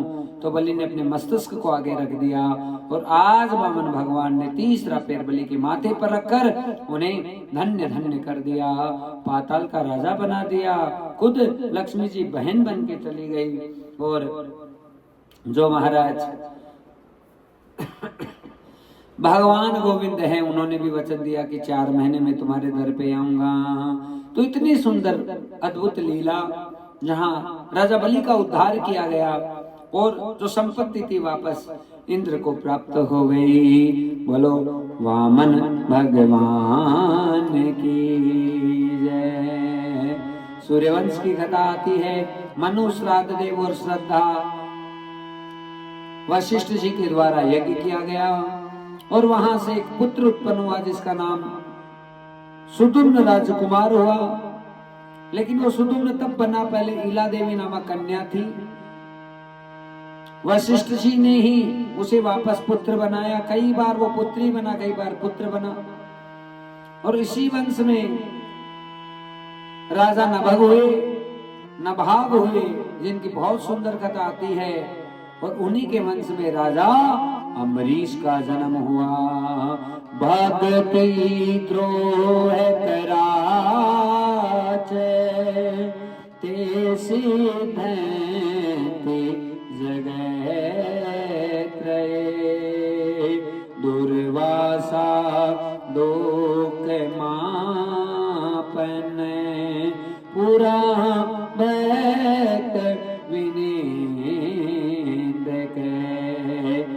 दुर्वासा ऋषि ने अम्बरीश का अपराध किया और वो ही सुदर्शन चक्र उनके पीछे हो गया। संपूर्ण 3 लोग 14 भुवन में चक्कर काटे, कहीं शांति नहीं मिली। राजा अम्बरीश के चरणों में आकर पुनः से प्रणाम किया, तब जाके सारी जलन अम्बरीश के सामने दुर्वासा की ठीक हुई। और इतने समय में अम्बरीश ने जल भी नहीं पिया। पहले दुर्वासा जी को भोजन इत्यादि कराया और फिर उसके बाद में अम्बरीश जी ने ग्रहण किया। कितने महान राजा थे। राजा युवनांशु हुए, मानधाता हुए, सत्यव्रत हुए, हरिश्चंद्र हुए, रोहित हुए, बाहुक हुए, असमंजस हुए, दिलीप हुए, भागीरथ हुए, ऋतुपर्ण हुए, नारी कवच हुए, सोदास हुए, अस्मक हुए, खटवांग हुए, रघु हुए, अज हुए, अज के दशरथ हुए। और अभी तक कोई संतान दशरथ जी की नहीं हुई। 3 रानियां, कौशल्या, केकई और सुमित्रा। और आज वशिष्ठ और विश्वामित्र जी श्रृंगी ऋषि को बुलाकर बड़े पुत्र कामेष्टि यज्ञ का आयोजन कर रहे हैं। और उस यज्ञ से खीर की चरु प्रकट हुई और उसी खीर को आज 3 रानियों को विभाजित किया गया और परिणाम हुआ कि रानियां गर्भवती हुई। और अब चैत्र का महीना, 9वीं तिथि, शुक्ल पक्ष, अभिजीत मुहूर्त और दिन में 12 बजे आज लीला करने और धर्म की स्थापना करने के लिए भगवान श्री राम प्रकट हो रहे हैं। बोलो राजा रामचंद्र भगवान की जय। अकेले नहीं आ रहे, चारों भाइयों के साथ आ रहे हैं। वै प्रगट कृपाला दीन दयाला कौशल्या हितकारी हर्षित महतारी मुनि मन हारी है दूत रूप विचारी लोचन अभिरामा तनु घन श्यामा निज आयुध उजचारी भूषण वन माला नयन विशाला शोभा सिंधु करारी कह दुई कर जोरी है स्तुति तोरी विधि करो अनंता माया गुण ज्ञाना तीते अमाना वेद पुराण मनता करुणा सुख सागर सब गुण आगर जेहि गावै श्रुति सैंता सो मम हित लागी जन अनुरागी भयउ प्रगट श्रीकैंता ब्रह्मांड निकाया निर्मित माया रोम रोम प्रतिवेद कहे मम पुर शोभासी यह उपहासी सुनत धीर मति फिर न रहे उपजा जब ज्ञाना प्रभु मुस्काना चरित बहुत विधि कीन चहे कही कथा सुहाई मातु बुझाई जे ही प्रकार सुत प्रेम लहे माता पुनि बोली सोमति डोली तजबुतात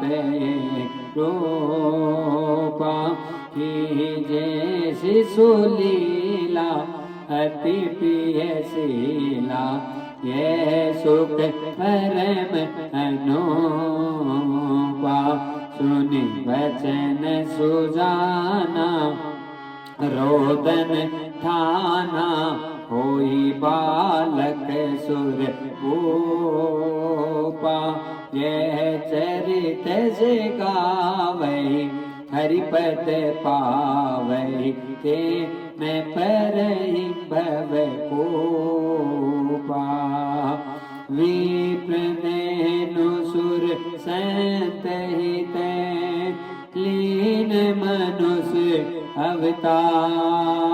अवतार निज इच्छा निर्मित गुणों माया गुण गोपाल सियापति माया गुण गोपाल। राजा राम जी का प्रकटे हुआ बोलो राजा रामचंद्र भगवान की जय, हनुमान जी महाराज की जय, श्री अयोध्या धाम की जय।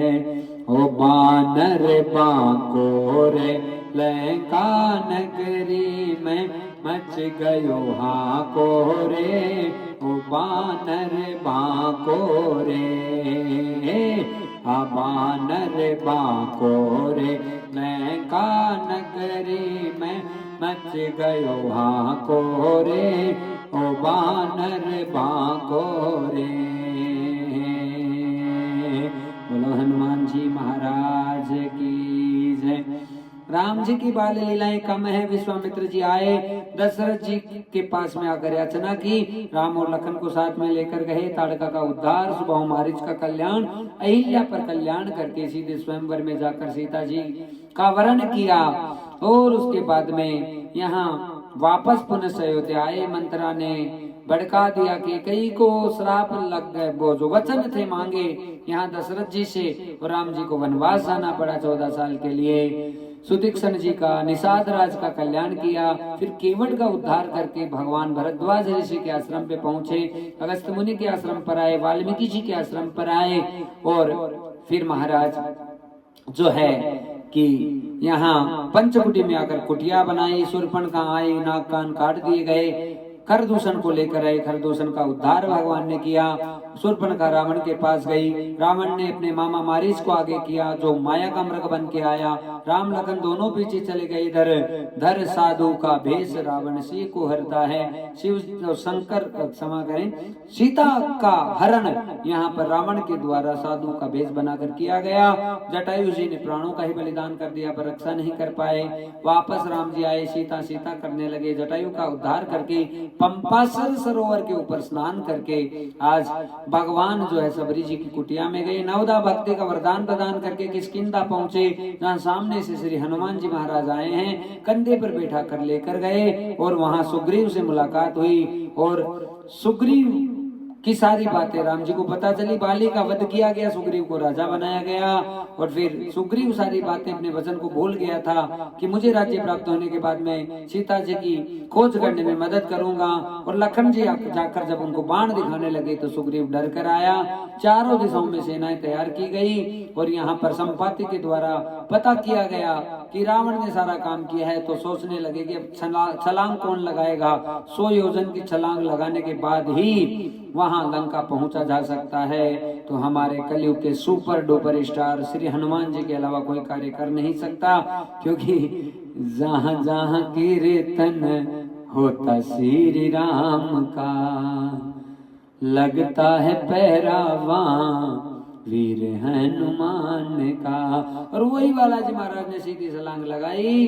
विभीषण की कुटिया में देखा राम नाम कीत अति सुंदर, वहीं पे राम जी का नाम मिला। विभीषण जी का उद्धार कर दिया सारी बातें बता के। हाँ, और उसके बाद में गए अशोक वाटिका में, ऊपर जाकर पेड़ पे बैठे। रावण आया था वहां पे, सीता जी से बहुत कड़वे शब्दों में बात करके चला गया। नीचे हनुमान जी आए, माता को विश्वास दिलाया कि राम जी का ही दूत हूँ। राम दूत में मातु जाने की, सत्य शपथ करो ना निधान की, हमें राम जी का ही दूत हूँ। और ये सारा विश्वास हुआ। उसके बाद में बड़ी अनुपम अलौकिक लीला हुई भक्तजनों कि यहाँ जो सीता माता है उन्होंने हनुमान जी को अनुमति दी कि फल वगैरह खा लो, तो पूरी अशोक वाटिका को उजाड़ दिया। अक्षय कुमार का संहार किया। मेघनाथ ने बंदी बनाया, रावण के सामने गए और हनुमान जी की पूंछ में आग लगाई। तो हनुमान जी ने संपूर्ण लंका को जला दिया। समुद्र में जाकर अग्नि बुझाकर आज राम जी के चरणों को आकर प्रणाम करने लगे। आज जो माता जी ने चूड़ामणि दी थी वो सारी निशानियां दिखाई और पता चल गया ये सारा कृत्य रावण के द्वारा किया गया है। और यहाँ रामेश्वरम धाम पे भगवान शंकर की स्थापना करके समुद्र को मनाने लगे। तो समुद्र प्रकट नहीं हुआ, फिर भय से समुद्र को प्रकट होना पड़ा। नील और नल को वरदान है कि उनके हाथ से पत्थर भी तिर जाते हैं। और महाराज आज जितने पत्थर राम राम राम लिखकर समुद्र में डाले गए वो सब तीरने लगे और सेतु का निर्माण हो गया। सारी बानरों की सेना, रीछों की सेना, भालुओं की सेना के साथ राम लखन जी हैं आज सीधे वहां पहुंचे लंका में और जाकर रावण को चुनौती दे दी। रावण बड़े बड़े असुरों को भेजने लगा और यहाँ पर लखन जी को संजीवनी, लखन जी को जो है यहाँ बाण लगा, शक्ति बाण, तो उसका उद्धार करने के लिए हनुमान जी ऊंटी लेकर आए, कल्याण किया। फिर महाराज मेघनाथ का वध हुआ, फिर कुंभकर्ण का वध हुआ और आज देखते देखते श्री राम जी ने रावण का वध कर दिया और सीता जी को मुक्त कराया। अग्नि की परीक्षा सीता जी को देनी पड़ी, उन्हें स्थापित किया वापस राम जी ने। और पुनश्च वो समय आ गया भक्तजनों कि यहाँ पर जो है बोलो गोविंद भगवान की जय। सद्गुरुदेव भगवान की जय। भरत जी के पास में आए और भरत जी के पास आने के बाद में आज अयोध्या में दीपक जलाए जा रहे हैं क्योंकि राम जी का वापस आगमन हो गया है। और राजा रामचंद्र जी ने 350 वर्षों तक यहाँ राज्य किया और बड़ा आनंद प्राप्त हुआ। बोलो राजा रामचंद्र भगवान की जय, जय अयोध्या धाम की जय। चंद्रवंश की कथा प्रारंभ होती है जहाँ बुद्ध की कथा आती है, पुरुरवा की कथा आती है, ययाति की कथा आती है और उसके बाद में उग्रसेन का वर्णन आता है जिसने कंस को जन्म दिया। और वो ही कंस जो अपने अत्याचारों के साथ में समस्त जनता को भयभीत करता था, आज उसे उसकी चचेरी बहन देवकी से बड़ा प्रेम है दिखाने का। और महाराज यहाँ पर वो जो चचेरी बहन है देवकी उसे दिखाने का प्रेम करता और मन में भाव किया कि वसुदेव से विवाह करूं। वसुदेव के कुल मिलाकर 5 पत्नियां हुई, उनमें से देवकी भी है। आज विवाह होने लगा, कंस ने कहा मैं कुछ छोड़ कर आऊंगा रथ में बैठा कर। छोड़ने के लिए जाने लगा तो आकाशवाणी हो गई, अरे मूर्ख, जिसको इतने प्रेम से लेकर जा रहा है उसकी 8वीं संतान तेरा काल होगी। और सारा प्रेम खत्म हुआ। आज देवकी को मारने की तैयारी हुई। वसुदेव जी सत्य प्रतीक के बीच में आए, वचन दे दिया कि जितनी संतानें होगी तुम्हें लौटा दी जाएगी। कारागाह में बंद कर दिया। आज पहली, दूसरी, तीसरी, चौथी, पांचवी और छठी 6 संतानें हुई। पहली संतान पर थोड़े से दया के भाव आए तो नारद जी कमल का फूल लेकर आए। कहा पहली संतान कौन सी, 8वीं कौन सी, तुम्हें कैसे पता चलेगा, पंखुड़ी वो गिन के बताओ। कंफ्यूज हुआ तो कह दिया सबको ही मार दे, क्योंकि पाप जब तक नहीं होगा तब तक भगवान नहीं आएंगे। 6 संतानों का वध हुआ। 7वीं संतान की बारी आई तो यहाँ पर रामों के राम श्री बलराम जी महाराज प्रकट हो गए। बोलो दाऊ भैया की जय। रोहिणी जी के गर्भ से जो देवकी जी के गर्भ में बालक था वो रोहिणी के गर्भ में भगवान ने ट्रांसफर किया। और लीला हुई कि यहाँ पर बलराम जी का जन्म हुआ। अब महाराज सब देवता ऋषि मुनि सब पुकार रहे हैं, धरती परेशान हो रही है। गाय का रूप बनाया है, भगवान के पास गई और कहा प्रलय का समय आ जाएगा प्रभु, अब आप पधारो। भगवान ने वचन दिया मथुरा की जेल में प्रकट होने वाला हूँ और जल्दी ही गोकुल पहुंचूंगा, लीला करूंगा। और वो समय आने वाला है भक्त जनों कि राम यहाँ साक्षात पाप का विनाश करने के लिए श्री कृष्ण प्रकट होने वाले हैं। बोलो कृष्ण कन्हैया लाल की जय। सत्यव्रतम सत्य परम त्रिसत्य निहितं च सत्ये सत्यनेत्रं सत्यात्मक सत्यनेत्रं सत्यस्य सत्यात्मकं त्वां शरणं प्रपन्ना। आज गर्भ स्तुति की जा रही है देवताओं के द्वारा। भगवान गर्भ में स्थापित हो रहे हैं। देवकी जी को आते हुए नजर आए चतुर्भुज रूप में। तो देवकी ने कहा शिशु का सुख प्रदान कीजिए, छोटे से बालक मेरे भगवान बने हैं। और भाद्रपद का महीना, अष्टमी तिथि, कृष्ण पक्ष, रोहिणी नक्षत्र, रात को 12 बजे लीला करने, माखन चुराने और रास रचाने और सब भक्तों को खुशियां और सुख प्रदान करने के लिए हमारे बाल कृष्ण श्री ठाकुर जी का जन्म हो रहा है। करार वेदन पदार वेद मुखार वेदे विन वेशयन्तम वट से पैत्र से पुटे शयानम बाल मुकुंदम मनसा स्मरामि श्री कृष्ण गोविंद हरे मुरारी हे नाथ नारायण वासुदेवा जीवे पीबे स्वामृत में देव गोविंद दामोदर माधवेति विपरे तु कामा किल गोप कन्या मुरारी पादार्पित चित व्रति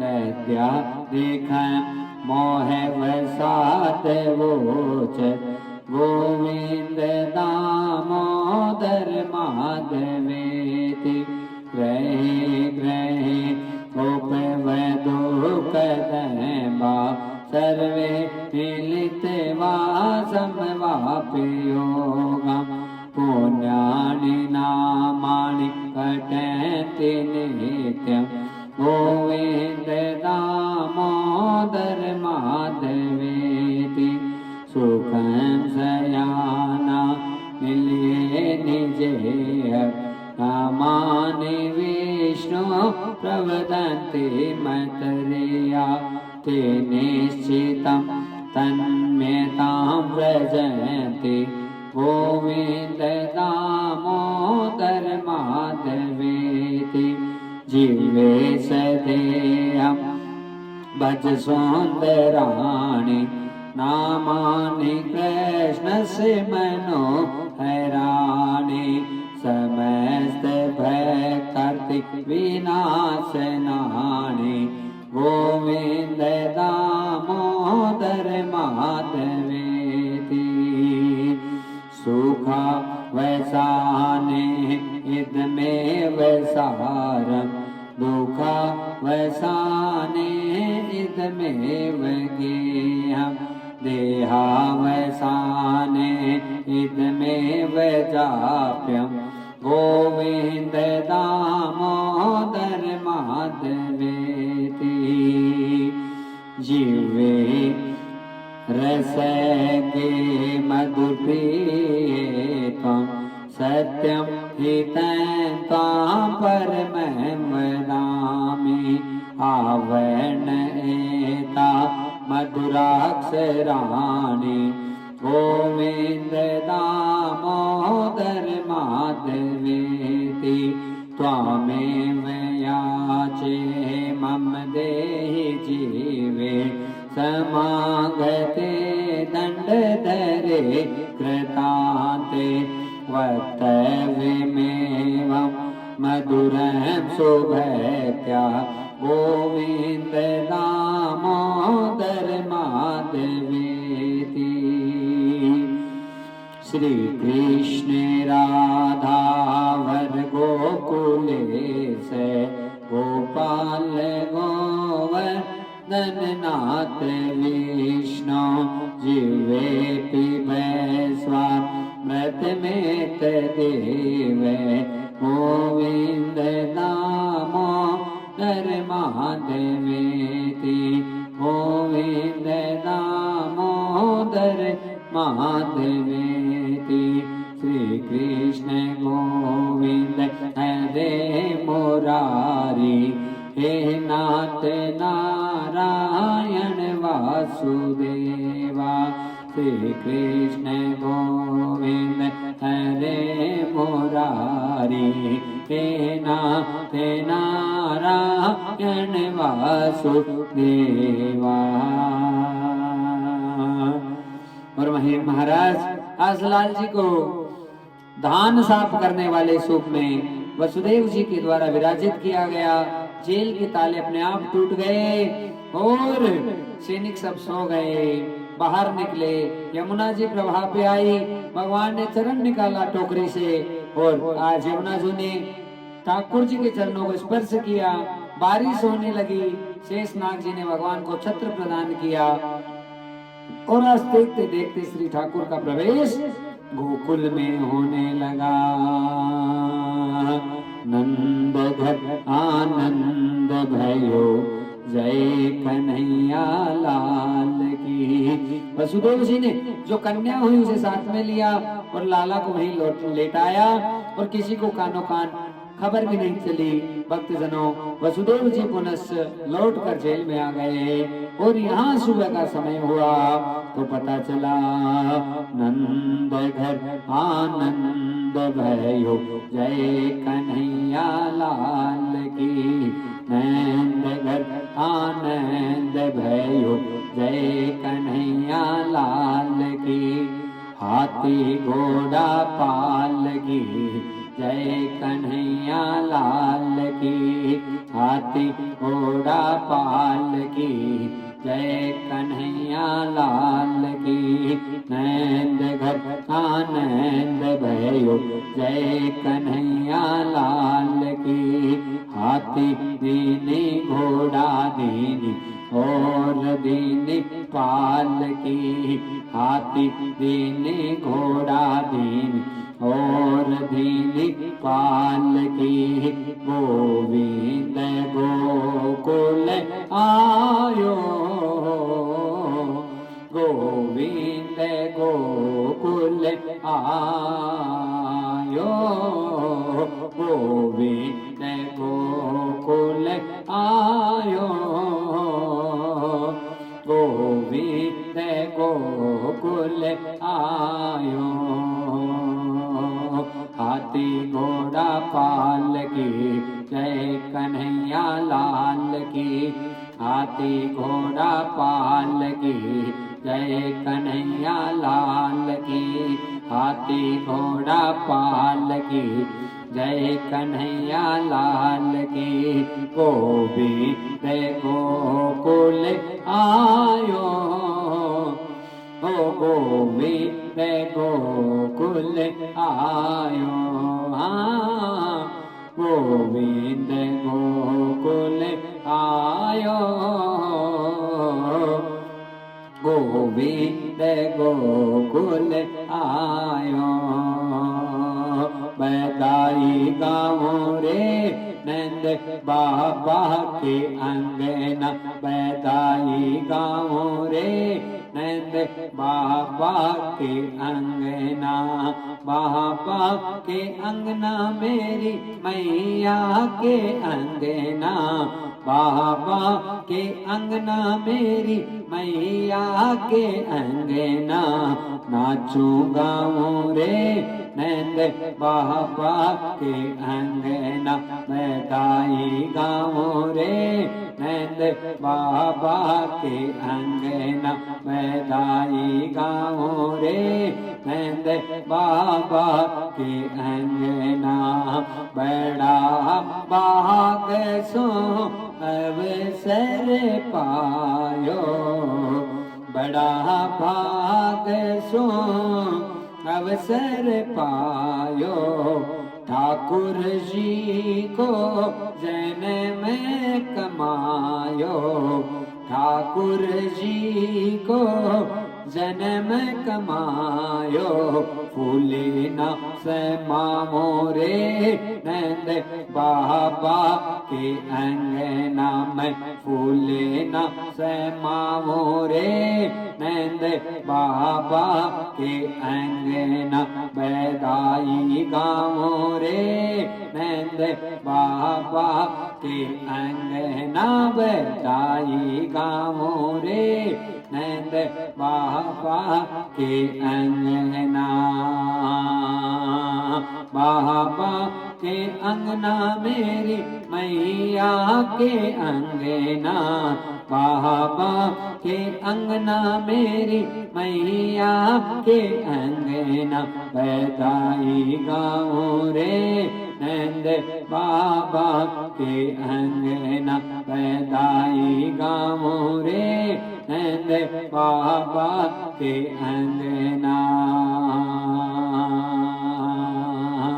गोप ग्वाल सब हिल मिल गावे। गोप ग्वाल सब हिल मिल गावे।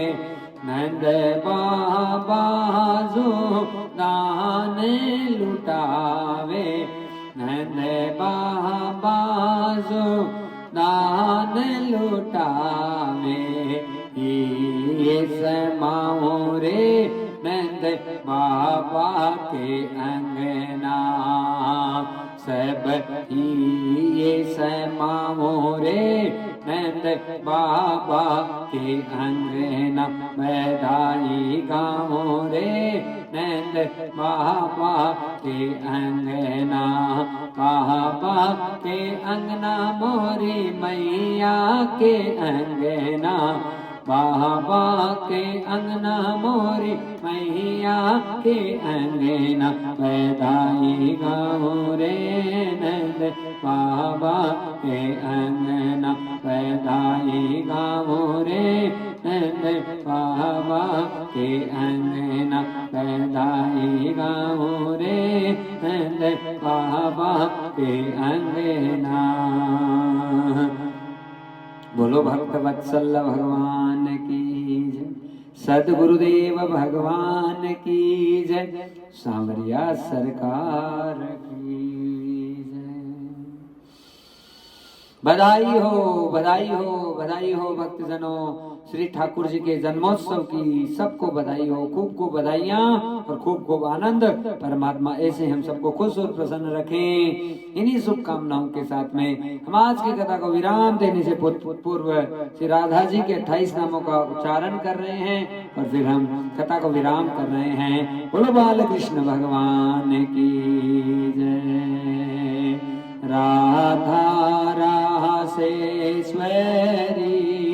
रम्या कृष्ण मत राधि देवता सर्वाद्या सर्ववन्द्या वृंदावन विहारिणी वृंदा राधा रमा ऐसे गोपी मंडित पूजिता सत्या सत्य परा सत्य भामा श्री कृष्ण वल्लभा रस भानु सुता गोपी मूल प्रकृति ईश्वरी गांधर्वा राधिका रम्या रुक्मिणी पूर्णा परमेश्वरी पैरा परतरा पूर्णचंद विमानना भुक्ति मुक्ति प्रदा भवबाधा विनाशिनी भवबाधा विनाशिनी वृंदावनेश्वरी त्वयैव पदारविन्दं प्रेमामृते किमकरेन्द्र रसोग्रपूर्ण मधुपते स्मरतास्त्रिमुग्र निर्वाण पयं परमशीतल माश्रयामि। बोलो भक्तवत्सल भगवान की जय। श्री भागवत भगवान की है आरती पापियों को पाप से है तारती ये अमर ग्रंथ ये मोक्ति पंचम वेद निराला नव ज्योति जगाने वाला हे अमर ग्रंथ हे मोक्ति पंचम वेद निराला नव ज्योति जगाने वाला हरि नाम यही हरि ध्यान यही जग के मंगल की आरती पापियों को पाप से है तारती श्री भागवत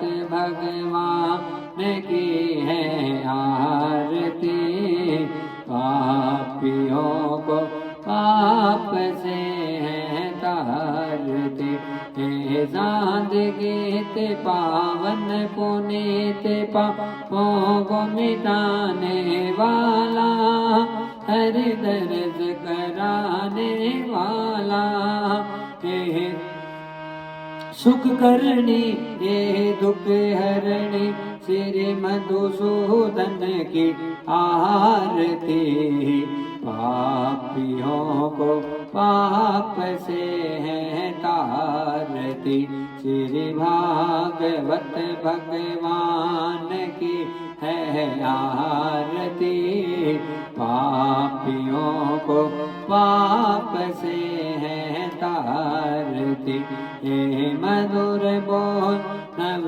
पैंद खोल सत मार्ग बताने वाला बिगड़ी को बनाने वाला हे मधुर बोल नव पैंद खोल सत मार्ग बताने वाला बिगड़ी को बनाने वाला श्री राम यही घनश्याम यही सीताराम यही राधे श्याम यही प्रभु की महिमा की आरती पापियों को पाप से है तारती श्री भागवत भगवान की है आरती पापियों को पाप से